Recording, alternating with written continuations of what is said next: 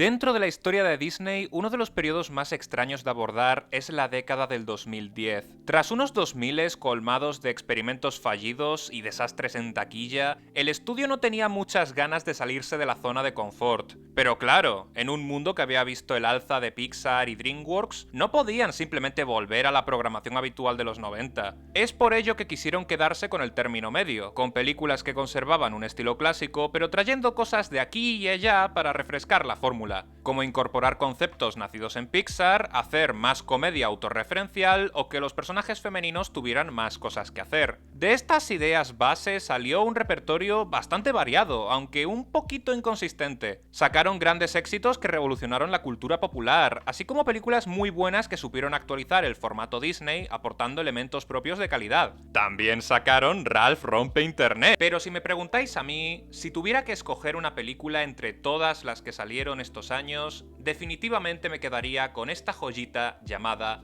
Zootopia. Me encanta Zootopia. No es solo que me parece la mejor entre las de su década, sino que es una de mis películas favoritas del estudio fácilmente. Y en el momento en el que anunciaron la secuela y una vez paré de dar backflips por la emoción, supe que era la excusa perfecta para hablaros de por qué esta peli me gusta tanto. Este es un vídeo al que le tenía muchísimas ganas porque de verdad le guardo un cariño enorme a esta película, y nada me alegraría más que haceros redescubrir a una de mis favoritas personales de Disney. Con todo dicho y sin mucho más que añadir, podemos dar paso a la review de Zootopia. Zootopia sigue los pasos de Judy Hopps, una agente novata en el cuerpo de policía de la ciudad que da nombre a la película, Zootopia, una metrópolis donde todas las especies animales conviven en armonía y cualquiera puede ser lo que quiera. Judy es una agente más que apta, pero sus superiores no confían en ella por su aspecto y la tienen de mujer florero, hasta que un día se le asigna el caso de un animal desaparecido en extrañas circunstancias. Con su carrera en juego y teniendo al fin la oportunidad de demostrar lo que vale, Judy deberá unir fuerzas con el estafador Nick Wilde para encontrar al animal desaparecido y desenmascarar un siniestro complot, que la hará descubrir un lado que no conocía de la ciudad y de sí misma. Una de las facetas más icónicas de la película y el elemento del que los creativos detrás de ella se sentían más orgullosos es la ambientación. Tal como otras pelis de su década, Zootopia juega con las convenciones de las películas anteriores del estudio, pero en vez de abordar los musicales o las películas de princesas, quiso centrarse en las historias con animales antropomórficos. Que los personajes sean animales que hablan es un concepto usado hasta el hartazgo en cuentos y películas infantiles. Ayuda a darle a la historia un carácter universal y estéticamente las hace muy atractivas para los más pequeños. Pero el tema es ese, fuera de algún chiste ocasional, esta clase de decisión era únicamente estética. Si a mí me diera por tomar una peli como Canta o Robin Hood y cambiar a los personajes por seres humanos, la historia no cambiaría mucho realmente. Esa es la gran broma, que aun siendo un concepto tan sobreexplotado, nunca se había explorado mucho las implicaciones de un mundo de animales que hablan, piensan y actúan como personas. Y es aquí cuando Zootopia toma esta idea y se tira de cabeza. Zootopia tiene uno de los mundos más intrincados, fascinantes y bien pensados que he visto en una película animada. La atención al detalle es brutal, sabiendo diseñar un entorno verosímil pero en el que puedan coexistir tantas especies animales con tamaños, cuerpos y características tan variados entre ellos. También se hizo un hincapié especial en crear una ciudad que, aun siendo familiar y creíble para los humanos, se sintiera como algo construido por animales. Esto se puede notar en la arquitectura, los vehículos o los propios movimientos de los personajes, que conservan toques propios de sus referentes del mundo real, pero son traducidos con muy buena mano a este contexto humanizado. David Goetz, uno de los directores de arte, definía Zootopia como un caos meticulosamente organizado, y esa descripción le queda que ni pintada. La peli mezcla tamaños constantemente, incorpora elementos como árboles y dunas en la arquitectura, o presenta lugares radicalmente distintos como parte de una misma cosa. Y contra todo pronóstico, este sin Dios está configurado a la perfección para construir un entorno atractivo y convincente. Me encanta la escena donde Judy está llegando a la ciudad y se muestra cada uno de los distritos principales, y no solo por el apartado visual o la música, que también, sino porque esta secuencia es una excusa para que todo el equipo de diseño de producción pueda flexear a gusto lo mucho que se han currado el world building.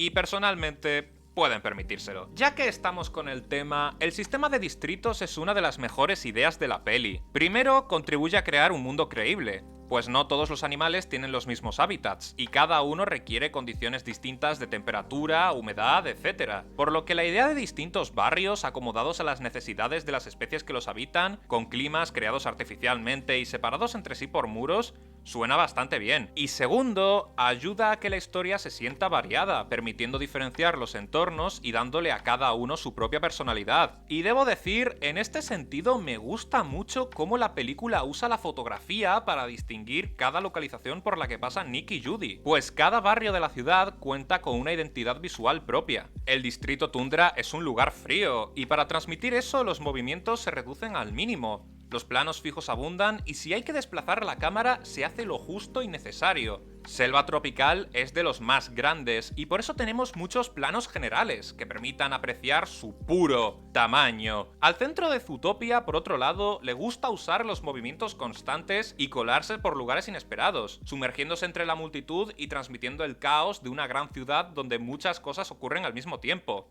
¿Y qué me decís del Little Rodentia? Que juega con la profundidad de campo, la escala y la perspectiva para crear una persecución trepidante y divertida a partes iguales. Pero no es como si la peli se implicara con su idea base solo en la construcción del mundo. También lo hace con la historia, porque resulta que una ciudad gigante, habitada por una inmensa variedad de especies, es un campo de cultivo muy bueno para contar una historia sobre racismo, sexismo y, bueno, todo lo relacionado con prejuicios y discriminación. Se ha criticado bastante la idea de que en la metáfora que propone la película la especie oprimida sean los depredadores, porque según ciertas personas es algo que puede interpretarse como que las minorías raciales son seres peligrosos cuyo salvajismo debemos temer, pero pienso que esa es una lectura muy superficial y que los tiros no van por ahí. La idea de plantear a los depredadores como los más discriminados de hecho me parece una genialidad por varios motivos. Primero, subvierte expectativas. En la mayoría de historias con animales que hablan, los depredadores suelen ocupar el rol de villanos, por lo que presentarlos como grupo que es objeto de estigmas y prejuicios me parece un giro interesante con respecto a lo que hemos tenido hasta ahora. Segundo, de acuerdo al making of, este concepto nació como una forma de referenciar al reino animal, algo que de hecho mencionan en la película. En la naturaleza hay 10 veces más presas que depredadores, por lo que en una sociedad en la que las presas son la monstruosa mayoría, es entendible un escenario en el que los carnívoros se llevan la peor parte. Y tercero, la peli no plantea a los depredadores como seres intrínsecamente dañinos o propensos a volverse salvajes. Toda esa narrativa del está en su biología es algo que abraza el grueso de la población de inmediato y sin evidencias reales, porque ya de antes había racismo contra ellos y solo necesitaban una excusa para legitimar su odio. Algunas presas se habían vuelto salvajes antes, y eran casos actuales y conocidos, pero nadie en los medios los menciona porque no los consideran relevantes. Cuando una presa ataca a otra es que se ha vuelto loca y ya está, pero cuando lo hace un depredador, de repente es por su biología y ya no podemos volver a fiarnos de ellos. No sé vosotros, pero con la tontería puedes hacer según qué paralelismos con la historia reciente de cierto país y esta trama gana un valor añadido bastante poderoso. Otra cosa que me gusta mucho de la peli es cómo representa las actitudes racistas y los prejuicios, pero no puedo tocar este tema sin hablar primero de los personajes principales, así que mejor dejo una pegatina aquí y ahora volvemos con este tema. Por ahora pasemos a los protagonistas. Me gusta pensar en Nick Wilde como una versión beta de lo que luego sería 22 en Soul. Estos dos personajes se parecen más de lo que podría parecer. Ambos se nos presentan como personas cínicas, sarcásticas y especialmente tocapelotas que no se guían por la empatía y solo acompañan al protagonista para su propio beneficio. Pero conforme avanza la historia y la relación entre ellos y el personaje principal se vuelve más intensa, podemos ver cómo su máscara empieza a romperse. Son personas que han sufrido mucho a lo largo de su vida y a causa de ello siempre mantienen esa performance de ser un capullo, porque les cuesta mucho abrirse y mostrarse vulnerables a los demás. Sin embargo, mientras que 22 lo hacía como un mecanismo de defensa para alejar a la gente de ella, Nick lo toma más como una filosofía de vida, una actitud parecida a la de Megamind, por ejemplo. Para Nick, las únicas cartas que podemos jugar son las que nos da la vida. Él piensa que solo puede aspirar a ser lo que los demás esperan de él, y si lo ven como un mentiroso traicionero, pues al menos se asegurará deja de ser el mejor mentiroso traicionero. Su carácter caótico y altivo, su excelente line delivery y esa actitud de tener más calle que el resto de personajes en pantalla puestos juntos, cierran a un personaje muy divertido de ver, cuyas interacciones y momentos le dan una chispa especial a las escenas. Con tanto carisma y trasfondo, se nota bastante que en un primer momento Nick iba a ser el personaje principal, pero aún así no me parece tan bien escrito como el verdadero alma de la fiesta. Judy Hopps me parece, junto con Lilo y Nani, el mejor personaje femenino que hemos visto en una película de Disney, hands down. Sí, me parece mejor personaje que Moana, Rapunzel, Tiana e incluso Mulan. Vamos por partes, que aquí hay mucho que desgranar. Es muy fácil cogerle cariño a Judy. Su actitud optimista y determinada de mostrar lo que vale hacen de ella una protagonista muy querible, pero su positividad no significa que sea una idiota. De hecho, es alguien muy capaz, que sabe adaptarse a las hostias que le da la vida y levantarse de vuelta. Me encanta la forma en la que está animado el personaje,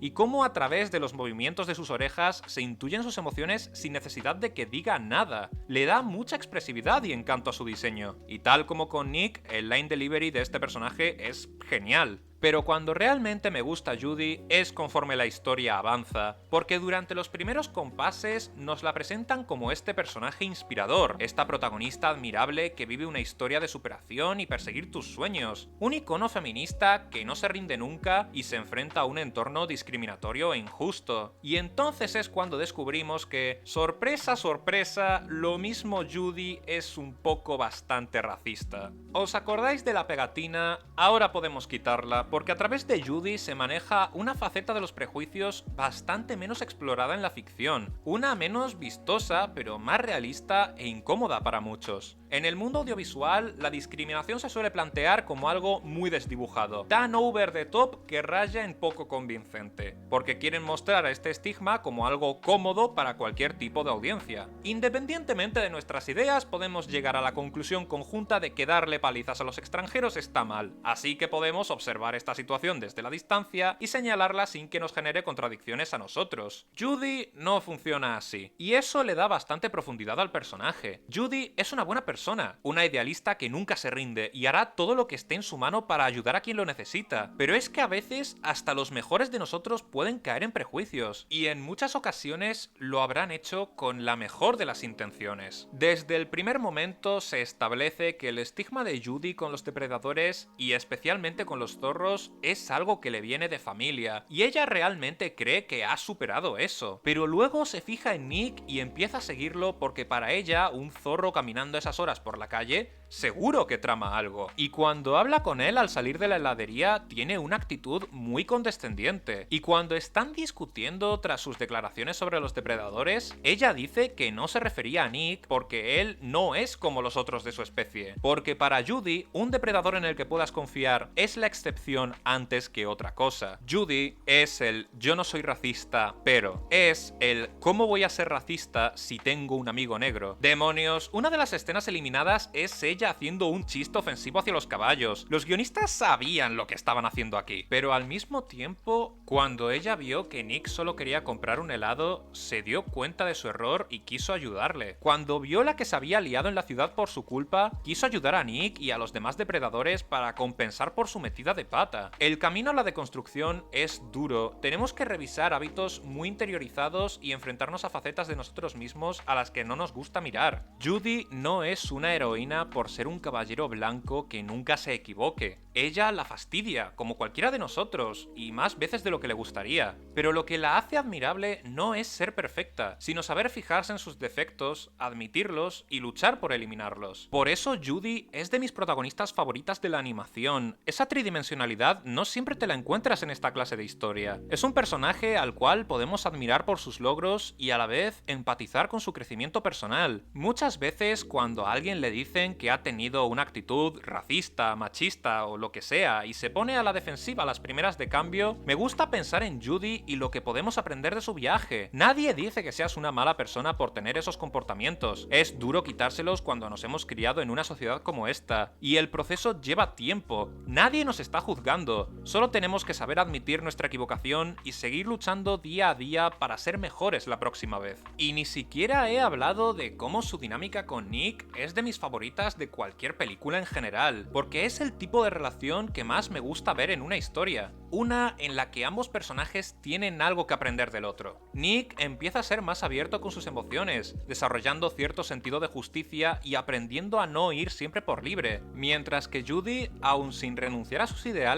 se vuelve más sarcástica, deja de ser tan ingenua y aprende a tenderle trampas a sus oponentes. Además, siempre me alegra cuando en el cine mainstream un personaje masculino y uno femenino tienen una relación cercana sin que eso signifique un romance. Necesitamos más de eso, sin duda. Y espero que para el momento en el que salga la secuela, esto que acabo de decir no haya envejecido como la leche. Me hubiera gustado extenderme hablando de otros elementos de la película, como que su cast de secundarios es muy sólido y con buenas actuaciones de voz, o que a nivel de humor presenta un registro muy variado y efectivo, pues tiene comedia visual, momentos autorreferenciales, actuaciones ingeniosas e incluso algún chiste adulto aquí y allá, como la referencia El Padrino, el que para los conejos Cookie sea la N palabra, o bueno, el que es indiscutiblemente el mejor chiste de la peli. Pero esto se está alargando un poco más de la cuenta y debería hablar de la única cosa que no me convence de Zootopia: el clímax. Zootopia es una película que tiene que hacer muchas cosas, antes incluso de arrancar. Tiene que establecer la ciudad, los distritos, la metáfora racial, a sus dos personajes principales y al mismo tiempo ser una buddy cop movie con un misterio a resolver. Y para hacer muchas de esas cosas se toma su tiempo. Los personajes son buenos y la ambientación funciona. No se hace pesado, pero lleva tiempo. Y tal como con Raya y el último dragón, parece que plantear una película de más de hora y 45 minutos no es una opción. Raya se vio perjudicada en su totalidad por ese problema, mientras que en Zootopia es algo que solo está presente en la resolución. Pero por desgracia, el problema sigue ahí, y duele. Al igual que Frozen o Big Hero 6, Zootopia tiene un twist villain. Es una mala costumbre que pilló Disney en esta época. Pensaron que era una buena idea dejar de hacer villanos clásicos y presentar personajes que parecieran amistosos, pero se revelaran como los antagonistas durante el tercer acto. No salió bien. Con la excepción de Romper Ralph, la idea de plantear a los villanos de esta manera fue bastante mal recibida, y es un consenso público que son de los elementos más débiles de sus respectivas películas. En Zootopia quizá es donde menos me duele, siendo como es una historia policíaca, no es raro que el enemigo final sea una gran revelación. Es esperable dentro de lo que se suele hacer en el género, y me gusta que su plan sea afianzar el miedo a los depredadores y utilizarlo para mantenerse en el poder. Está muy en sintonía con los temas de la historia. Sin embargo, no me gusta que la forma en la que esto se nos comunica sea a través de exposición. Exposición que dentro del contexto de la película es coherente, pero se siente como una forma muy perezosa de plantear al villano. La escena en general en el museo, como resolución del conflicto, se siente perezosa.